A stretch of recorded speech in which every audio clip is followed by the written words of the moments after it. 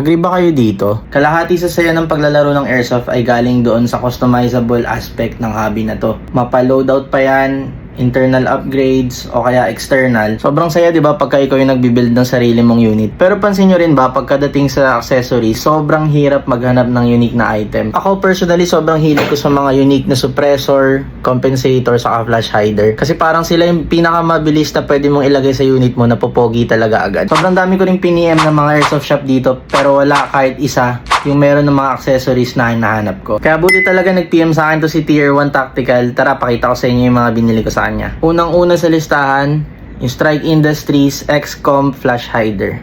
Tingnan nyo kung gaano kapogi. 14 counterclockwise siya. Sobrang dali lang ikabit. Tingnan nyo kung gaano kaangas mga boss pag nakakabit na. At sa dami na napagtanungan ko, sigurado ako sobrang hirap paghanap ng item na yun. Next is itong rugged suppressor. Tingnan nyo. Ayan, nakagandahan dito, modular suppressor siya. Pwede mo siyang iksian, pwede mo rin siyang ganito kahaba. So, ganito siya kaangas pag long, at ganito naman pag short. Ayan, ganyan siya pag short. Sobrang angas. Nakaraan din nag-post ako, naghahanap ako nito. Yung RMR mount nitong Elcan Spectre ko. Kasi pwede mo tong kabitan ng red dot. Pero wala akong makita talaga. Naganap na ako kung saan saan. Nag-try na rin ako mag 3D print. Pero pangit. So ito, nakakuha ako sa kanya ng RMR mount. Ngayon mayroon ng red dot itong Elcan Spectre. At last na lang, Strike Industries na sling mount. Sobrang solid nito. Literal, dito ako pinaka natuwa.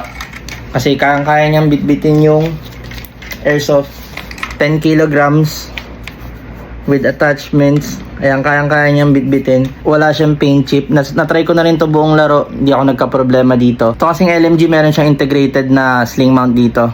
Pero nung dinala ko na yung unit, ayan o, umuuga siya.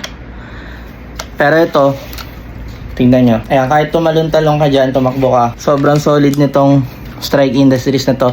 10 kilograms. Mga paps, hindi to sponsored post ha. Natuwa lang talaga ako dun sa shop ng Tier 1 Tactical. Pag tinignan nyo yung page nila, sobrang daming accessories, laser, scope, optics, may mga apparel din sila, hand stop, at lahat sobrang rare. Meron din sila mga pang newbie, kaya check nyo siya. And kung gusto mong papugiin yung unit mo, tapos sawan-sawa ka na dun sa mga Lazada, sa Shopee na mga nahanap mo, ayan, punta ka lang kay Tier 1 Tactical, sobrang solid, promise.